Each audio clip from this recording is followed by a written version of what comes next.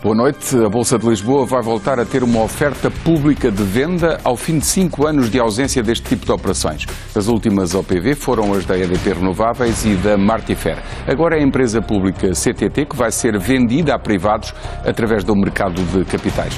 O Estado espera arrecadar cerca de 500 milhões de euros com a venda de 70% da empresa. O governante diretamente responsável por esta privatização é o Secretário de Estado das Infraestruturas, Transportes e Comunicações.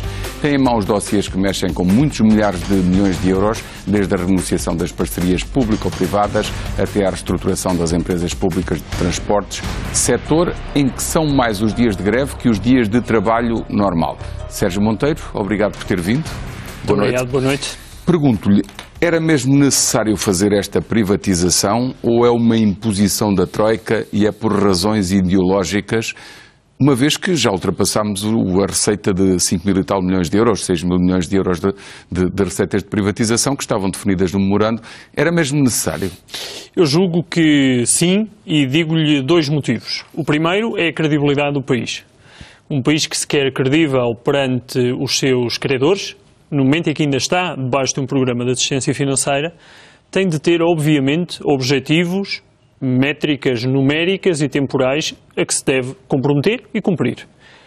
A privatização do CTT estava prevista no memorando de entendimento, era uma das empresas do pacote de privatizações que estava previsto, mas também corresponde a uma visão que este Governo tem da organização da própria economia e do papel que o Estado tem nela.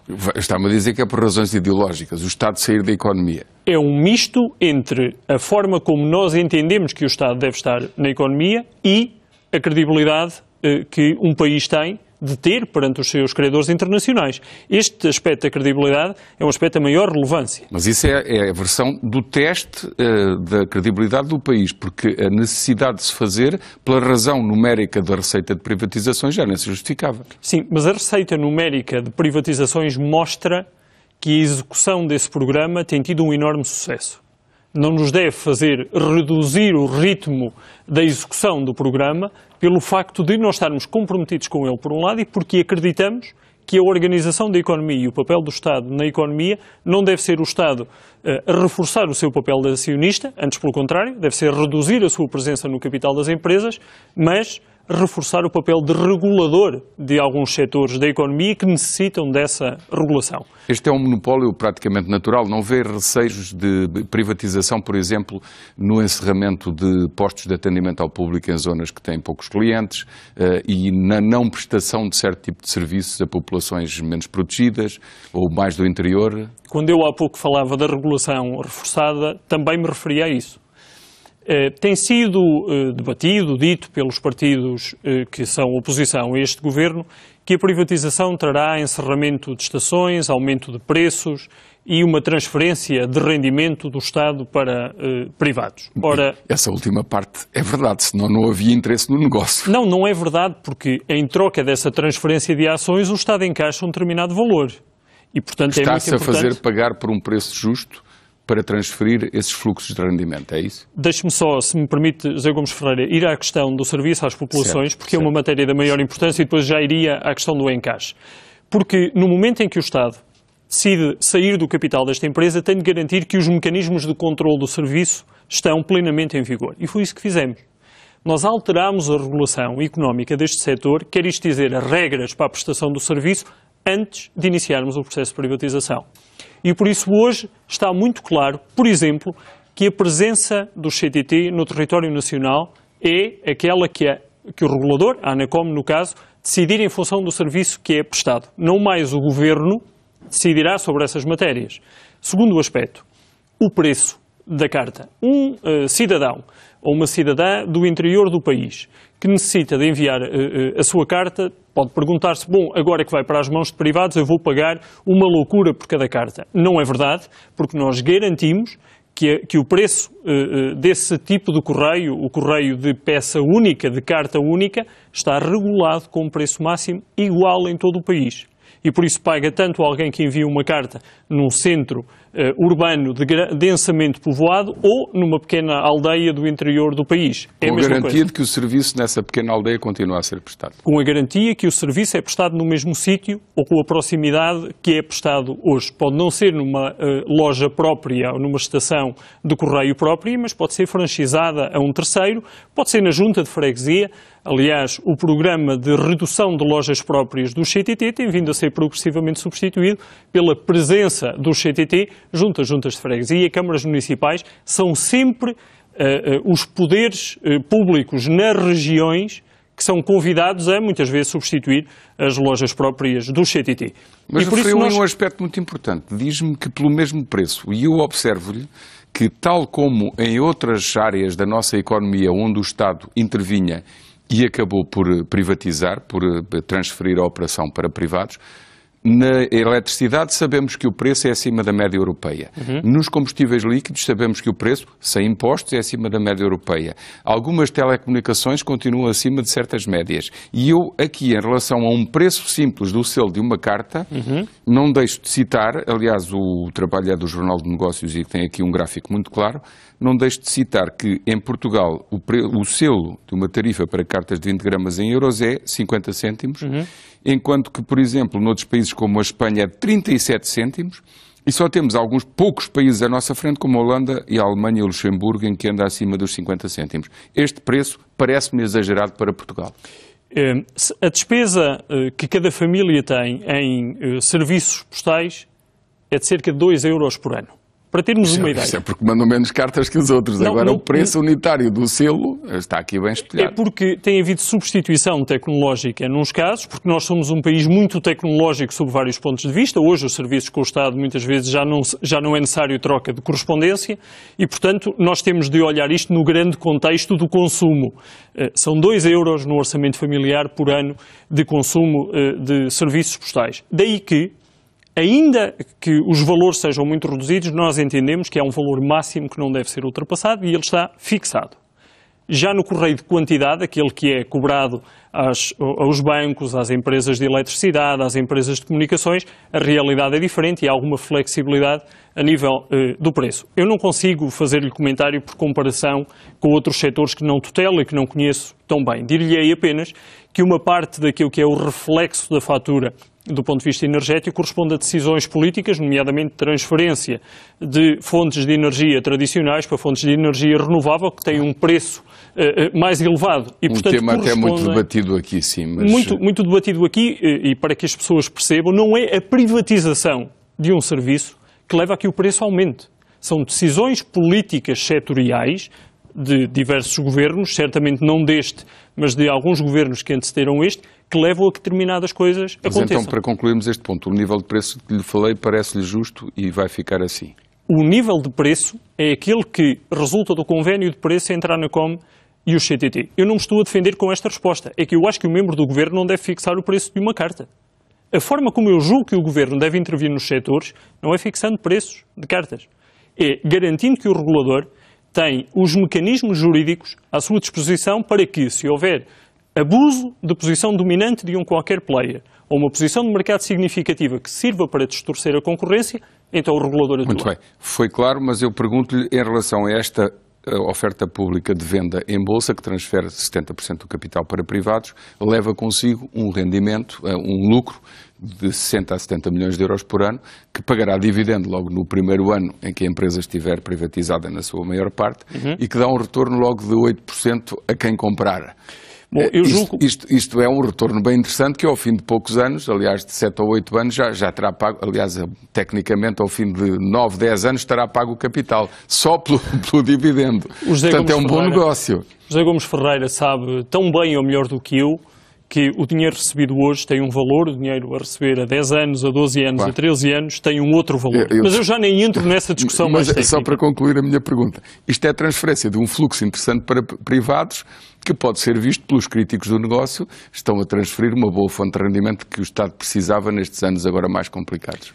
O Governo, com a venda da participação que referiu, 70% do capital, o que é que fará com esse dinheiro? É muito importante que os portugueses saibam. Eu gostaria de saber. Nós abateremos dívida pública, que reduz mais tarde juros E esses juros são contabilizados para efeito de déficit. Ainda bem que o disse com toda a clareza. Vai usar 100% da receita para abater a dívida? A decisão é do Ministério das Finanças, mas por lei, pelo menos 80% dessa verba é para redução de dívida pública, não há outra forma. Sabe quanto é que abate a dívida pública? 0,3% do estoque enorme de dívida de 200 e tal mil milhões de euros. Mas isso é o problema do estoque, não é o problema desta operação. Nós podemos fazer uma análise e verificar quais as razões que nos levaram a ter o nível de dívida no país que temos hoje. Enfim, isso demorava muitas horas. Nós temos a de pagar, José Gomes Ferreira, e uma das ótimas formas que nós temos é fazer em cada momento as escolhas dos modelos de privatização e dos investidores que escolhemos que melhor defendam o interesse do Estado. E, aliás, no lançamento desta pergunta, José Gomes Ferreira julgo que sumarizou bem a questão. O programa de privatizações tem neste momento um encaixe muito acima da estimativa do governo que nos antecedeu, não era sequer uma estimativa nossa. Isso significa o quê? Que temos salvaguardado integralmente o interesse do Estado e, por isso, dos nossos cidadãos. Muito bem. Confia no sucesso em termos de mercado, confia no sucesso desta operação? Obviamente essa é a nossa previsão. É que a operação falou de será muitos interessados, há muitos interessados? Foram contactadas, o interesse verificar-se-á nas ordens que forem agora registadas no livro de ordens. Houve um contacto com muitas dezenas de investidores, eu já o disse publicamente, houve mais de 300 reuniões preparatórias com investidores para dar a conhecer a empresa ao mercado. Isto significa o quê? Que o trabalho que podia ser feito até aqui está feito e, do meu ponto de vista, muito bem feito. Mas o trabalho que leva a esta privatização, José Gomes Ferreira, começou há 2 anos atrás, quando nós entramos em funções. Porque o CTT era uma realidade há 2 anos muito diferente da realidade de hoje. Isso nota-se até pelos níveis de rentabilidade que a empresa tem. Nós levamos a cabo, com a gestão anterior e, sobretudo, com a gestão agora liderada brilhantemente pelo Francisco Lacerda, levamos a cabo um plano de transformação no CTT que é da maior importância para o contributo que esta empresa pode dar para o país no futuro. E falo-lhe de 2 aspectos que são relevantíssimos. O primeiro, a transformação dos centros de tratamento e de distribuição de correspondência. Eles hoje estão preparados não só para o segmento de cartas normais, mas também para o crescimento que nós esperamos que aconteça no segmento de encomendas. E o investimento que foi feito no passado é um investimento de transformação que hoje prepara a empresa para os desafios que tem no futuro, nomeadamente crescer nesse segmento de encomendas. Segundo aspecto, que serão muito potenciadas pelo próprio comércio online que tenderá a crescer. Isso mesmo. E que tem muitos concorrentes internacionais. Tem com certeza, mas cá dentro já. Ignorar, por isso eu há pouco estranhei que o José Gomes Ferreira dissesse que estamos a falar de um mercado protegido no caso do CTT. Não, ele é plenamente liberalizado, sobretudo nos segmentos que crescem. No caso da correspondência tem sido relativamente, tem sido verdade, protegido. mas nós eu falei por causa do preço do selo da carta, por ser mais alto que as médias europeias. Eu percebo isso.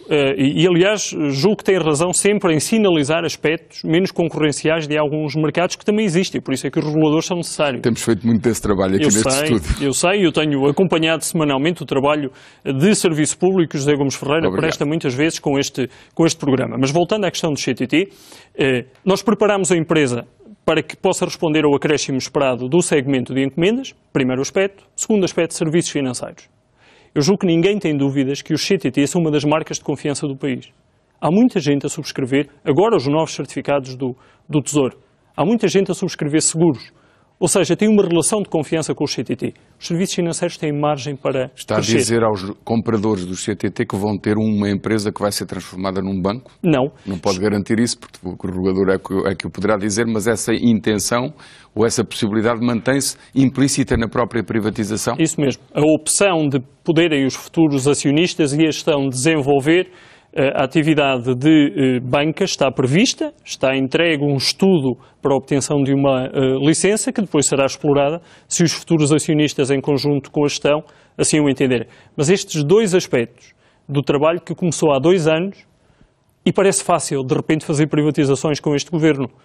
Aliás, disse-o, o encaixe é muito superior ao esperado. Parece que, de repente, nós tínhamos empresas que não eram assim tão boas e este governo consegue transformá-las com o toque de medidas em empresas boas. Não, há muito trabalho por trás das equipas de gestão. Se não tivesse feito essas privatizações, a crítica seria maior.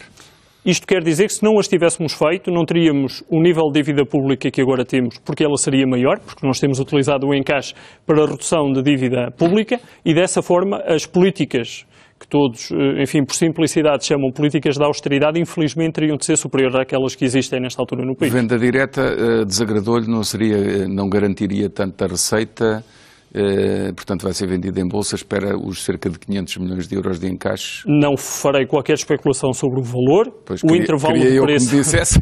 Não, o intervalo de preço foi fixado em Conselho de Ministros, corresponde à expectativa de intervalo de valorização que o Governo entende justa face a toda a informação que foi disponibilizada, nomeadamente a recomendação dos assessores financeiros, os relatórios de análise que foram produzidos pelos bancos que estão agora responsáveis pela colocação, todo esse trabalho que precedeu a decisão do Governo em Conselho de Ministros é um trabalho altamente profissional e, obviamente, no qual nos louvamos. E, entretanto, a administração da nova empresa privatizada, que, pelo que percebi, o Governo até gostaria que continuasse a ser liderada por Francisco Lacerda, poderá aumentar de elementos e os próprios trabalhadores poderão ser aumentados em termos de salários porque já não ficarão sujeitos aos constrangimentos das limitações e dos cortes da administração pública. Parece-lhe bem? Em primeiro lugar, separar as coisas. O aumento do número de administradores decorre de uma obrigação legal. Isto é, a CMVM obriga a que todas as empresas cotadas tenham, idealmente no conceito de governance das empresas, um número de administradores não executivos superior ao número de administradores executivos, maioritariamente independentes. Portanto, decorre dessa obrigação de empresas cotadas esta questão. Segundo aspecto, também no que diz respeito ao aumento dos trabalhadores, decorre da lei, porque os salários não foram reduzidos, foram suspensos ou temporariamente reduzidos naquela percentagem, entre 2,5% e 10%, e agora, com a transferência da empresa do controle do Estado para mãos privadas, esse aspecto específico da lei deixa de se aplicar e, portanto, obviamente que os cortes que eram temporários deixam de estar em vigor. O ministro Poiares Maduro anunciou a criação de lojas de cidadão ou balcões de atendimento ao cidadão nos CTT antes da privatização e falou de 1.000 balcões desta natureza. E eu confesso que na minha cabeça ficaram campainhas de alarme a pensar assim, então estes senhores vão privatizar esta empresa, vão lá pôr um serviço que o Estado, na sua essência, deveria prestar e depois privatizam a empresa e depois ficam a pagar aos novos donos para fazer esse serviço público. 2 pontos. Continuar a garantir o rendimento certo e permanente aos novos donos dos CTT.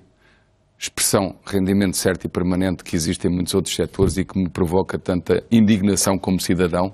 Não é de Tenho todo. razão para fazer este raciocínio ou não? Julgo que não. Melhor que ninguém, o ministro Poiares Maduro poderá explicar o plano que tem em mente relativamente à utilização dos balcões do CTT. Há 2 coisas que eu lhe posso garantir. Não há nenhuma transferência de renda para privados. Primeiro aspecto, isso não está certamente na cabeça de nenhum membro do Tem que governo. ser pagos por esse serviço, não é? Não está na cabeça de nenhum governo. O detalhe dessa transferência dos serviços que eventualmente venham a ser prestados só o próprio gabinete do ministro Poiares Maduro e do secretário de Estado de Modernização Administrativa pode explicar. Esse é o primeiro aspecto. O segundo aspecto é qualquer valor que venha eventualmente a ser pago por esse serviço ou não está computado para efeitos de privatização. Se vir o prospecto da privatização, onde toda a informação relativa à empresa está em detalhe hoje para consulta pública, são vastas centenas de páginas relativamente a ela, não vê uma linha sobre qualquer compromisso de transferência de serviço e qualquer pagamento associado. E se houvesse qualquer contrato relativamente a isso ou intenção, ela tinha de estar vertida no prospecto. Está-me a dizer que essa ideia não existe? Não, o que eu lhe estou a dizer é a ideia de utilizar uma rede tão próxima da população como a rede do CTT existe. A forma de ela ser vertida para um projeto concreto é uma matéria que está na competência do ministro Poiares Maduro e, portanto, o ministro Poiares Maduro e o secretário de Estado da Modernização Administrativa, certamente que no momento em que tiverem decisões, podem torná-las públicas. Perante essa resposta acrescento apenas, ficaremos atentos, nós jornalistas e nós cidadãos, para ver o que é que este dossiê dá. Em relação ao setor que tutela, com várias pastas importantes, como dissemos, que movimentam, que dizem respeito a muita gente e a muitos milhares de milhões de euros de impacto nas decisões, tutela um setor que é o dos transportes públicos, que tem praticamente mais dias de greves que dias de trabalho. Estou a falar de dias úteis. O que é que esta situação lhe faz suscitar de comentário? É possível continuarmos assim, independentemente da legitimidade para fazer greves? Quem quer protestar é legalmente protegido, mas do ponto de vista económico isto é um peso enorme, digo eu. Tem, com certeza. As greves não só nos fazem perder receita no dia em que acontecem, como criam uma relação de desconfiança entre os utilizadores do transporte e as próprias empresas. Imagino, José Gomes Ferreira... Agravou-se nos últimos tempos? Agravou nos últimos tempos porque, de facto, o setor dos transportes estava, porventura, habituado a ter um tratamento diferenciado, fosse por que motivo fosse, de não estar a acompanhar as medidas de consolidação orçamental. Ora, nós dissemos desde o início que não podia ficar nenhum setor de fora. Há uma matéria que eu julgo que é muito importante nós clarificarmos. Os trabalhadores têm parte de razão nas preocupações que expressam, porque dizem, bom, uma parte do problema que hoje estamos a viver não foi gerado certamente pelos trabalhadores. E eles têm razão nisso. Políticas públicas durante anos sucessivos não fizeram, por exemplo, uma cobertura adequada dos planos de investimento. Os membros do governo anunciavam planos de investimento vastos para as empresas de transporte, não davam às empresas os meios financeiros, elas endividavam-se. Segundo tem vindo a ser discutido em público, muito do endividamento tinha como contrapartida a contratação de swaps junto a esses bancos, porque eles não emprestavam apenas dinheiro, tinha de vir um swap associado. E depois não só o endividamento foi galopante, como ainda temos a herança dos swaps dos governos anteriores, que este governo está adequadamente a gerir. E por isso eu percebo alguma indignação dos trabalhadores relativamente a esta matéria. E eu procuro, na conversa com as organizações representativas dos trabalhadores, explicar-lhe que as medidas que nós estamos a tomar, arrumando a questão financeira, e eu já lá iria num minuto, estamos a procurar canalizar também as medidas para o equilíbrio operacional. O que é que isto quer dizer, numa linguagem simples? Que o dinheiro que as empresas recebem tem de cobrir os gastos que têm. Quando nós chegámos em 2011, José Gomes Ferreira, muitas das empresas tinham um volume de negócios inferior ao custo com o pessoal. Eu já nem falo das outras rubricas de custo, só de custo com o pessoal. O que é que isto significa? Que alguma coisa estava profundamente errada. Qual é a média neste momento? A média neste momento, em termos de resultado operacional, nós estamos a falar de empresas que têm, nesta altura, que no final de 2012, e eu deixava os números para que possam ser verificados, este é o quadro que nós entregamos à Troika. Como são letras pequeninas, tem que resumir e explicar, por favor. Nós tínhamos, numa base comparável, a margem operacional no final do ano de 2010, nós, aliás, este é o último ano em que o Governo não tem a responsabilidade, era de 245 milhões de euros negativos. Eu estou a falar de margem operacional, antes do financiamento. Sim. Nós, no final do ano de 2012, conseguimos ter uma margem operacional positiva de 4,6 milhões de euros. Estamos a falar de uma melhoria de 249 milhões de euros ao ano, apenas por termos tomado um conjunto de medidas de racionalização. Isto significa o quê? Que era possível tê-lo feito há mais tempo. Faltava era a coragem política para o fazer. Porque, obviamente, José Gomes Ferreira, eu julgo que é muito mais simples, popular, simpático, tomar medidas como expandir a rede, continuar a investir, contratar pessoas, mesmo que elas não sejam integralmente necessárias. Tudo sendo dinheiro nosso, pedindo o dinheiro lá fora. Esse é o ponto. Nós não tínhamos e fizemos vender aos portugueses a ilusão de que tínhamos dinheiro para isto e para muito mais. E quando a realidade nos bate de frente, e eu ainda utilizei esta expressão na última reunião que tive com 17 organizações representativas dos trabalhadores, na passada sexta-feira, disse-lhes, nós perante uma realidade que nos bate de frente temos dois caminhos. Ou ignoramos a realidade e não o resolvemos, ou lidamos com a realidade e a prazo vamos ter empresas sustentáveis. Portanto, tem tentado envolver as estruturas representativas dos trabalhadores nesta reestruturação, mas a verdade é que eles protestam cada vez mais. Portanto, boa parte deles, pelo menos, não o compreende ou finge não o compreender. Ou não está de acordo, pura e simplesmente. Sim, não estarão certamente de acordo porque as medidas são medidas difíceis. Eu reconheço que são medidas difíceis, aquelas que nós temos de tomar. Medidas que reduzem o pagamento de horas extraordinárias, de ajudas de custo, medidas que levam a uma racionalização do número de efetivos nas empresas de transporte. Eu isso compreendo que seja difícil.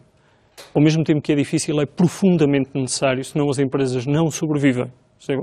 Nós não podemos continuar a tirar dinheiro e, como lhe digo, no final de 2012 elas estavam operacionalmente equilibradas. Infelizmente, em 2013 já não vão estar, fruto da decisão do Tribunal Constitucional que repousa um dos subsídios. E, portanto, vamos voltar a perder o equilíbrio operacional, mas lá voltaremos em 2014. Muito bem, mas isso diz respeito ao acerto entre receitas e despesas que dá o resultado operacional. Isso mesmo. No que diz respeito à dívida e ao estoque da dívida, ela não reduziu. Ela não reduz porque o dinheiro que nós geramos operacionalmente não dá sequer para pagar os juros. Ainda não dá para pagar os juros. Não dá sequer para pagar os juros. Portanto, ainda continuamos a criar nova dívida para financiar o setor do transporte? Os juros. No que diz respeito aos juros e amortizações. E por isso é que as amortizações são uma rubrica contabilística, como aliás José Gomes Ferreira sabe, e portanto não há um dispêndio de dinheiro para pagar amortizações. Mas os juros são de facto um dispêndio de dinheiro. E nós infelizmente ainda não geramos margem para pagar esses juros. Mas em 2014 o Orçamento de Estado diz muito claramente que nós iniciaremos agora o saneamento financeiro das empresas. Fazendo como? As empresas que já estão dentro do perímetro orçamental, ou seja, o Metro de Lisboa, o Metro do Porto, a Refer e as Estradas de Portugal, verão parte dos seus empréstimos transformados em capital. Porque as empresas estavam a gerar juros... Por isso é que as necessidades de financiamento do Estado em 2014 aumentam em relação a 2013, também porque as despesas de capital vão aumentar por essa razão. Aumentam por via dessa... Mas este saneamento é da maior importância para dotar as empresas de uma estrutura de capital aceitável. Desde que depois não venham responsáveis políticos e administrações voltar a abrir os cordões à Bolsa e voltar tudo a desequilibrar-se, não é? As administrações não podem, porque hoje há uma regra que diz que qualquer empréstimo tem de ser autorizado diretamente pelo Ministério das Finanças, mesmo os empréstimos correntes para efeitos de tesouraria. Os responsáveis políticos, os portugueses, têm sempre a arma do voto para decidir quando é que os responsáveis políticos estão para lá do seu mandato ou não. Dentro do próprio governo também acontece que vêm sensibilidades diferentes, mas enfim, não estamos aqui a fazer sensibilidades diferentes são muito úteis dentro de um governo. O que eu digo é, as empresas fizeram este caminho, as medidas são muito difíceis, tem de continuar o caminho da sustentabilidade e eu compreendo que quem tem uma visão marcadamente política possa não estar de acordo com ela. Entretanto, para financiar as necessidades destas empresas, a própria Banca Nacional, como isto não estava incluído no programa de assistência, a Banca Nacional lá teve que ir adiantando os dinheiros e eles queixam-se que depois são criticados por não emprestarem ao resto da economia, porque esse dinheiro volta a ser empatado, por assim dizer, nestas empresas ou estruturas de transportes. É verdade. Há alguma razão nessa... Enfim, quanto à crítica de o dinheiro é canalizado para aqui e não está para ali, não estou em condições de poder comentar. Neste caso, de facto, nós ainda não geramos dinheiro para pagar os juros. Tem havido essa necessidade desse financiamento. Mas acho que há um aspecto muito importante que é bom que os portugueses saibam, é que nós, estando num buraco, paramos ao menos de cavar. É porque gerar este prejuízo, Sr. Gomes Ferreira, todos os anos, as empresas, por existirem e prestarem um serviço, que é eminentemente um serviço na área metropolitana de Lisboa e do Porto, custava às contas do Estado 245 milhões de euros de déficit operacional. E agora está quase equilibrado. Está equilibrado. Muito bem. Em relação àquilo que sucessivamente tem vindo a ser apontado como hipóteses, realmente ao longo dos anos tem sido apontado como hipótese, até em governos anteriores, e nunca vimos nada. Concessão de linhas de caminho de ferro, nomeadamente esta do Estoril, que se diz que sim senhor que é possível de fazer isso, manutenção das próprias composições do metro por privados, manutenção dos próprios autocarros da Carris. Nunca mais se dá o passo? O passo podia ser dado há mais tempo, mas esta poupança ia para o lado dos privados. É bom que percebamos porque é que nós demoramos 2 anos até chegar à decisão de lançar as concessões. Veja quanto dinheiro o Estado poupa hoje por ano. Se nós tivéssemos decidido concessionar em 2011, assim que chegámos enquanto governo, o que é que teria feito? Uma parte deste valor era transferido direto para os privados que ficavam com os ganhos da reestruturação. Não, eles reestruturavam a seguir. Sim, mas continuavam a receber por esse valor, portanto tinham uma margem maior. Tinha uma margem muito maior. A razão pela qual nós decidimos fazer a reestruturação com custos políticos, porque ela tem custos políticos, um deles é o da greve que o José Gomes Ferreira referiu, é porque aquilo que nos orienta, independentemente de tudo o resto, é capturar todo o benefício para o lado do Estado. Na minha experiência profissional anterior, e o José Gomes Ferreira sabe que eu sou quadro da Caixa Geral de Depósitos, e vi muitas vezes o Estado fazer negócios menos conseguidos com o privado pelo facto de os querer fazer depressa, ou não os fazer de forma pensada e ponderada. Eu prometi a mim próprio, quando entrei para esta função, que nunca permitirei, para evitar um custo político, que o Estado perca qualquer euro. Mas está-me a dizer que vai acabar o seu mandato sem ter concessionado nenhuma destas estruturas, destas linhas, destes negócios? Não, porque uma parte substancial da reestruturação está feita. Aquilo que pode ser feito... A partir de agora, então, pode encarar essas concessões? Está previsto no Orçamento de 2014, José Gomes Ferreira. Está previsto que a concessão dada a privados de todas as empresas de transporte e algumas linhas, a Carris, o Metro de Lisboa, a Transtex Soflusa, a STCP e o Metro do Porto. A CP Carga é uma privatização, não é uma concessão. Porventura alguma linha ferroviária vai acontecer, mas deixe-me sublinhar um aspecto. No espaço público e no debate político tem sido muito discutido qual o papel das autarquias. Aliás, muito bem, o Presidente da Câmara de Lisboa, o Dr. António Costa, tem referido várias vezes que quer um reforço do papel do município na gestão das empresas que operam debaixo do seu território.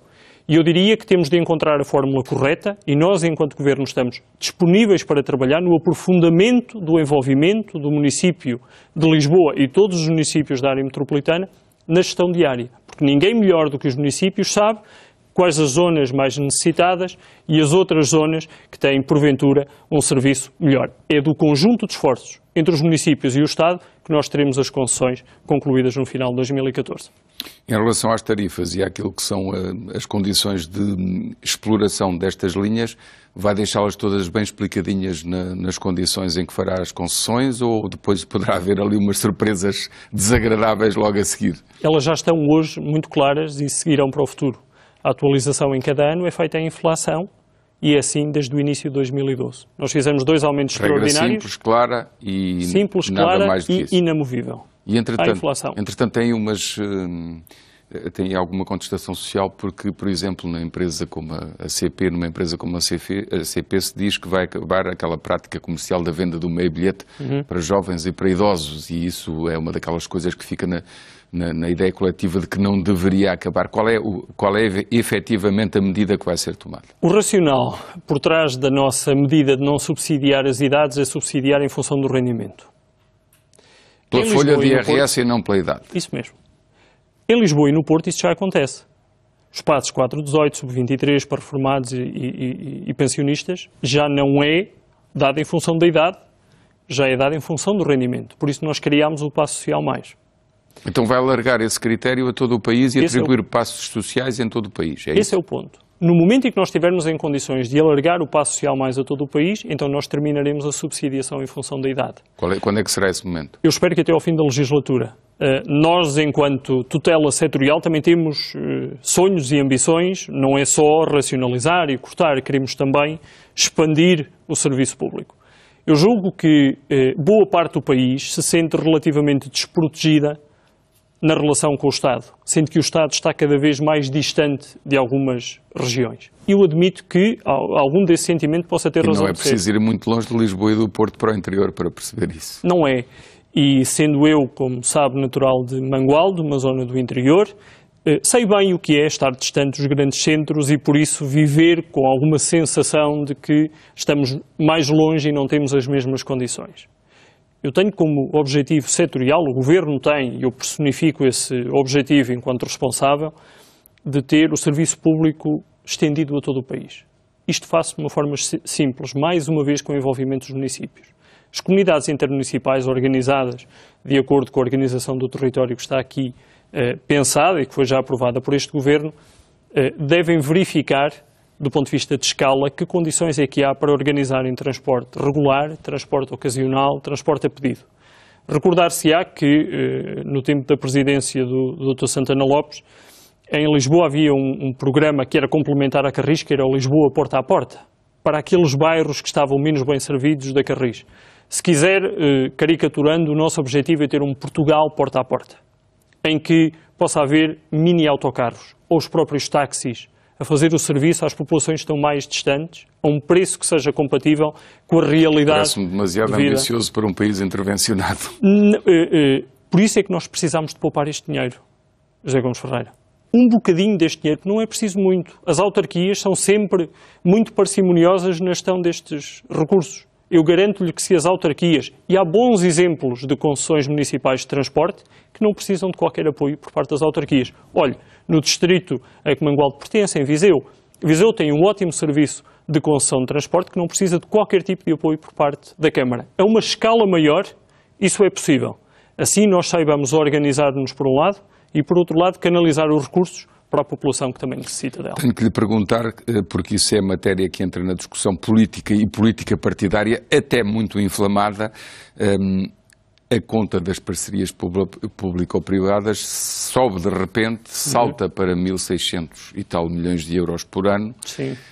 Os críticos daquilo que dizem que é agora um pagamento para estes interesses foram eles que fizeram estes negócios, nem vale a pena irmos por aí por essa discussão política. A verdade é que, objetivamente, tem que se pagar esse dinheiro e já anunciou ao país, e o Primeiro-Ministro falou disso, e é um tema recorrente, que vai haver poupanças, nomeadamente com as parcerias rodoviárias, em que está prevista uma poupança de 350 milhões de euros este ano, 380 milhões de euros em 2014, no somatório entre o conjunto das ex-SCUT e das novas concessões. Corrija-me se as expressões não estiverem corretas, mas 2,9 mil milhões de euros de poupança até ao fim dos contratos no caso das ex-SCUT, 4,5 ou 4,6 mil milhões de euros nas novas concessões, tudo isto atira para 7,4 mil milhões de euros até ao fim dos contratos, e eu pergunto-lhe assim, mas que coisa, nunca mais é efetivado.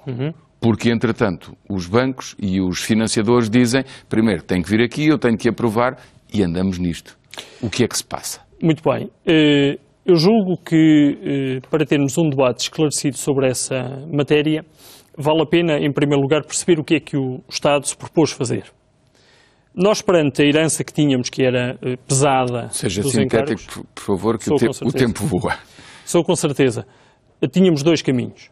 Ou continuávamos a pagar nos termos em que recebemos os contratos, ou fazíamos um corte em nome da coesão social e do contributo que todos os setores têm para a consolidação das contas públicas. Em 2013, dissemos, nós queremos uma redução de pagamentos de 300 milhões de euros, que correspondia a um valor superior a 30%. E essa meta de 30% ficou genericamente fixada, nós tínhamos de conseguir uma redução de encargos por essa via. Como o valor sobe em 2014, tem que se manter os mesmos 30%, mas porquê tem que subir a poupança. Mas porquê que sobe em 2014? Eu acho que é importante que nós expliquemos isto. Ele sobe em 2014 porque, entretanto, houve 7 estradas que foram lançadas entre 2008 e 2011, cujo pagamento se inicia em 2014. As célebres de José Sócrates, Mário Lino e Paulo Campos. Eu não queria nomear, foram estradas decididas por governos legitimamente eleitos, que tinham mandato para o fazer. O que é importante é que os partidos que suportavam estes governos não venham agora tentar branquear essas decisões dizendo, bom, mas é que agora a fatura sobe excessivamente. Ela sobe por causa disso, não por qualquer fator que tenha sido criado por este governo. Nós, o ano passado, decidimos uma poupança para este ano de 300 milhões de euros. O Governo, as concessionárias e os seus acionistas fizeram o que tinham a fazer. Mas há um ponto muito concreto. O setor financeiro, o sistema financeiro, os financiadores não assinaram e o Tribunal de Contas não validou porque ainda falta essa assinatura. Estamos a aproximar-nos do fim do ano. Você não vai conseguir fazer essa poupança. Nós temos o firme propósito de conseguir o acordo dos bancos até ao final do ano. E se eles não assinarem? Bom, mas é que a alternativa a não assinarem, nós temos contratos que são absolutamente insustentáveis. E, portanto, eu julgo que essa hipótese nem deve ser colocada em cima da mesa. Mas se acontecer? Eu julgo que não vai acontecer. Mas se acontecer? Se acontecer, nós temos de fazer uma redução por outra via. Não paga? Temos de fazer uma redução por qualquer outra via. Fazemos um acordo com as concessionárias de maneira a que parte dos pagamentos fique congelado até uma determinada data em que os financiadores deem o seu acordo. Nós não vamos criar um problema orçamental então, por essa isso significa via. Não paga? Isto significa que nós acordaremos... Efetivamente não transfere o dinheiro? Não, efetivamente nós acordaremos com as concessionárias um mecanismo através do qual nós fazemos uma redução de pagamentos. Sempre por acordo. É que as decisões unilaterais do lado do Estado, por muito populares que possam parecer, depois têm consequências. Os acordos servem para isso. O ficar congelado, factualmente, é não pagar até o dia 31 de dezembro a parte que fica congelada. Se fazemos um acordo com as concessionárias para reduzir pagamentos, significa que esse acordo é válido e, portanto, nós reduzimos o pagamento que estava previsto. Não tenha medo das palavras. Não tenho medo nenhum das palavras. Nós só temos de ter cuidado para que não pareça uma medida unilateral do Estado. Ela é feita por acordo. É que se fizer esse pagamento todo, põe em causa o déficit. Claro. E não vai deixar que aconteça. Com certeza que não. Portanto, mas não sou eu, a minha expressão mais popular e mais direta aplica-se. Não paga, deixa congelado. Acordaremos que o pagamento não se efetua no exercício orçamental de 2013. E depois, obviamente, para conseguir os 370, 380 milhões em 2014, se voltaram a não haver essa assinatura. Mas nós vamos consegui-los. Mas vai conseguir, porque entre os financiadores que não assinam está o BEI, por exemplo, que tem 40% destes financiamentos. Até tem mais, tem 50%. Sim, quase 50%, sim. A expectativa que temos das conversas que temos tido com o BEI, da intervenção técnica e política junto do BEI, é que o BEI acordará nesta renegociação. Acabará por aceitar? Aceita. É essa a expectativa que temos. E então confirmará aquilo que é a sua projeção de poupança? Isso mesmo. De 370, 380 milhões de euros? 300 milhões de euros em 2013, 377 milhões de euros é a nossa expectativa de poupança para 2014. A partir de 2014. Ela até cresce um pouco mais, porque a despesa em 2014 ainda não tem todas as estradas que foram lançadas entre 2008 e 2011, e, portanto, esses valores que referiu, 7,4 mil milhões de euros, são valores que estão absolutamente cristalizados do ponto de vista do acordo do Estado com os concessionários. Faltam os financiadores, falta o visto final do Tribunal de Contas, mas estamos firmemente convictos no caminho, não temos dúvida que os financiadores, perante uma situação de insustentabilidade do modelo, aceitarão. Eu não tenho o aumento sobre da isso. prestação de pagamento de responsabilidades das parcerias entre 2013 e 2014 ultrapassa as próprias poupanças com o corte de salários da função pública. Estas comparações, parecendo um bocadinho populares e demagógicas, não deixam de ser objetivas e factuais. E houve um banqueiro que disse assim: o melhor é talvez fazer-se um período de carência de 2 anos. E sabe o que é que ficou na minha cabeça? Outra vez, campainhas, alarme. Carência de 2 anos? Para depois pagarmos o próprio com juros e agravado para o futuro? Não, obrigado. Isso. Nós também pensei bem? Pensou bem, e por isso é que nós não seguimos esse caminho. Nós não estamos a dizer não pagamos agora para pagar no futuro. Porque senão ainda é pior, porque já houve 5 anos de carência que são trágicos. Isso. Ainda seria mais. Isso. Nós não estamos a fazer engenharia financeira. Querem acabar com a engenharia financeira. Estamos mesmo a cortar. Mesmo a cortar. Muito bem. E a fatia que mais corta é o lucro dos privados. Mais de 50% da poupança em 2013 e em 2014, vem do lucro dos privados. O PSD, Grupo Parlamentar, e o CDS, Grupo Parlamentar, quiseram aplicar, para além destes cortes, um imposto sobre estes negócios e o Governo não aceitou. Isso iria alterar as condições de negociação e deitar por terra essas poupanças que diz que vai conseguir? Eu dir-lhe apenas o seguinte: a única taxa que eu conheço proposta é a do PS. Não conheço nenhuma outra taxa proposta pelo PSD ou pelo CDS. Não comenta iniciativas partidárias não consubstanciadas, mesmo da maioria que sustenta o Governo. Não foi feita nenhuma proposta de taxa e tenho sentido, por parte dos grupos parlamentares que apoiam a maioria, total sintonia de posição com o Governo no processo negocial que temos levado por diante. 2 especialistas, um deles Ricardo Reis, dizem, aliás já o tinha dito há bastante tempo, já o tinha escrito, que o melhor era expropriar estes negócios. Continua a não querer ir por aí? Não podemos, ainda quiséssemos. Repare que expropriar o negócio significava ficar com a parte da dívida que diz respeito à construção. Sim. Não podemos fazer de outra forma. Mandámos fazer a estrada, temos de pagar a estrada. Negociando com a Troika, aumentar a dívida pública nesse valor. Isso. E evitava os pagamentos até 2041, que são uma desgraça para o Nós país. Podíamos evitar os pagamentos, mas a dívida tinha de ser paga. Portanto, não pagávamos através de transferência. Tornava em dívida direta do Estado e não tinha que pagar todas as rendibilidades e todas as comissões, por assim dizer, num sentido lato, não é estrito, que tem que se pagar a quem lançou estes negócios. E depois nós temos um indicador, que é o indicador da maior importância para os nossos credores, que é o indicador da análise de sustentabilidade de dívida. Sim. A dívida pública, e aí disparava. Com certeza, de imediato, nós passávamos a ter um problema com todos os credores. É porque a Troika faz-nos visitas regulares e conhece a nossa realidade.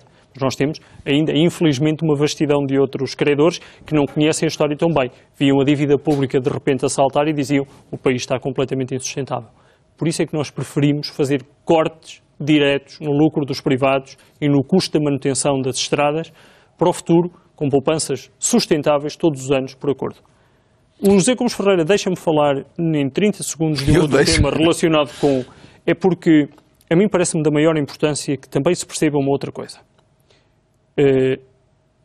A nossa oposição, sem falar de ninguém em particular, por vezes quer lançar a confusão, e o José Gomes Ferreira às vezes, até nos debates que tem aqui, é vítima desta tentativa de confusão, mas não se deixa enganar, e é bom que os portugueses também não se deixem enganar. Falam de encargos brutos e encargos líquidos.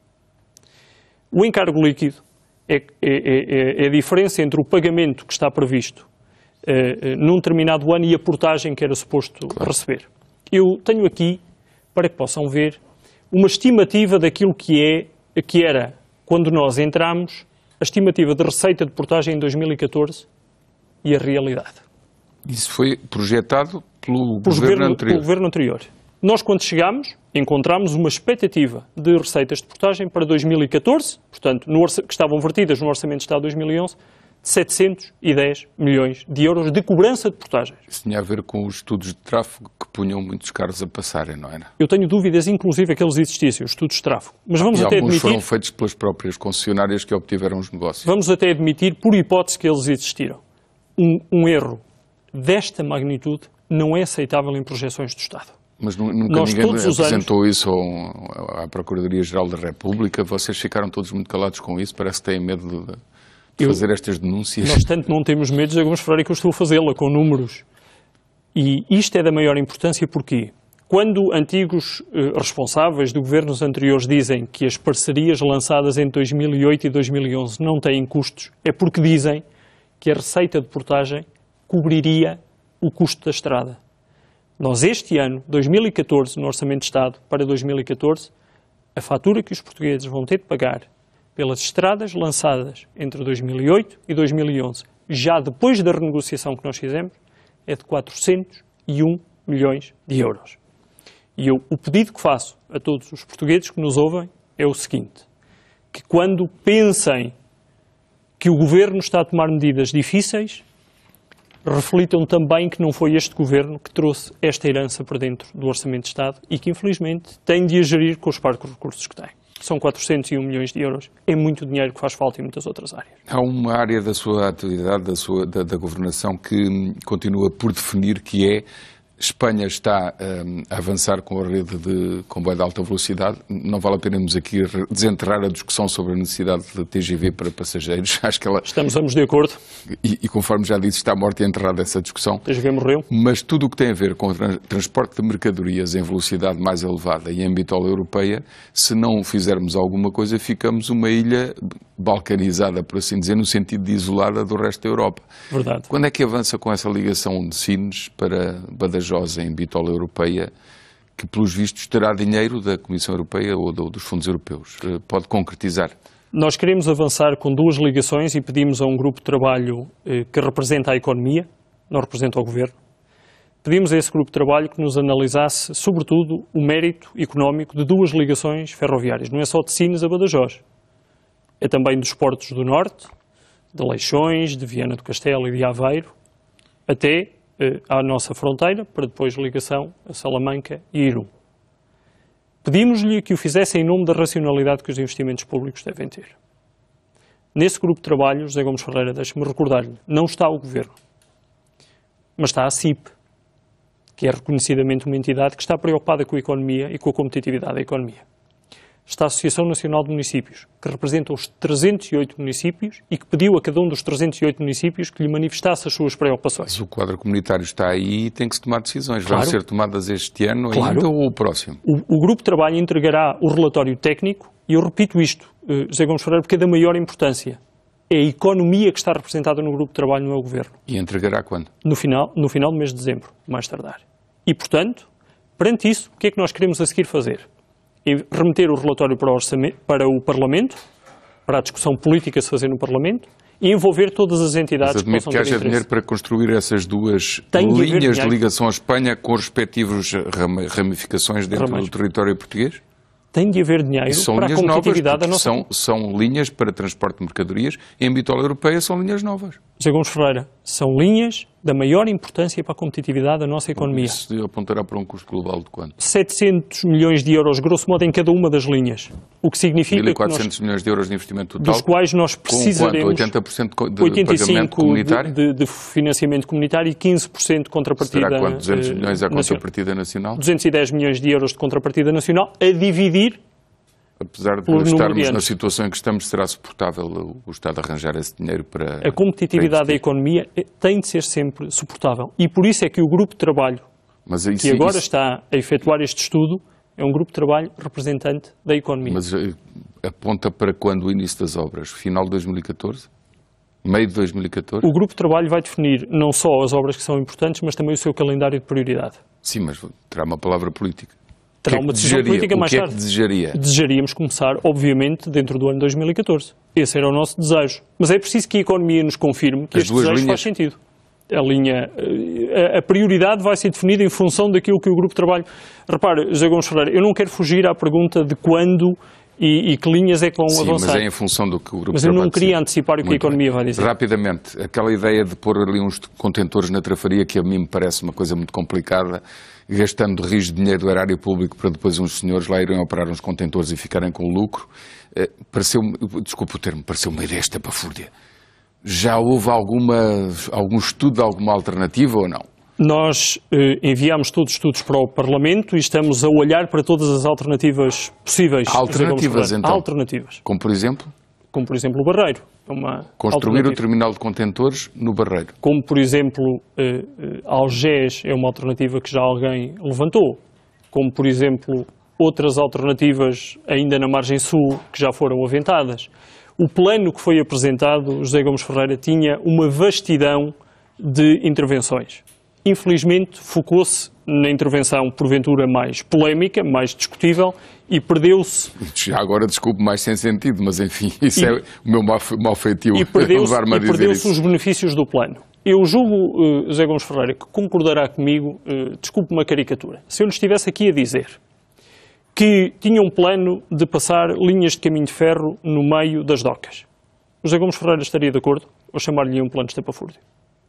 Se eu lhe dissesse que tínhamos um plano de, num sítio onde hoje crescentemente desembarcam turistas dos cruzeiros em Lisboa, eu queria pôr mais contentores. Tudo menos andar a furar as arribas fósseis da Caparica, que toda a vida disseram que não se mexia, com os militares a gastarem 200 milhões de euros para mudar infraestruturas, que é um disparate porque eles nem têm dinheiro para pagar salários, tudo isso, ainda por cima, pôr um terminal de contentores num sítio batido do mar para se destruir ao fim do ano. Peço desculpa, eu não sou técnico, mas há coisas que não me cabem na cabeça. Às vezes o bom senso tem que imperar. Vamos esquecer o tema trafaria. Ok, Barreiro é uma hipótese, não é? Porque o que interessa, José Gomes Ferreira, é nós termos a noção do diagnóstico para a organização. E o seu diagnóstico é que é preciso uma nova estrutura para movimentar estes contentores e dinamizar o comércio nesta zona. O diagnóstico que nós fizemos é que Lisboa precisa de aumentar a prazo a capacidade de movimentação de contentores. E libertar esta área para turismo e para outras atividades. O José Gomes Ferreira acha normal nós termos comboios e linhas de caminho de ferro a passar no meio de zonas turísticas e contentores ao lado do sítio onde nós queremos cada vez mais passageiros? Também não acho normal haver uns estaleiros da Lisnave do outro lado estarem completamente desaproveitados, têm um calado dos maiores que existe e ninguém fala nisso, não sei porquê. Deve ser algum daqueles tabus da nossa política nacional. Mas o José Gomes Ferreira já reparou... Estou a falar da Lisnave em Cacilhas. Eu percebi. Que nós estivemos os últimos 3 minutos da nossa conversa a falar do que não achamos normal. E eu acho que o sonho que todos devemos ter é o mesmo sonho que Francisco Sá Carneiro tinha, que era o sonho de ter um país normal.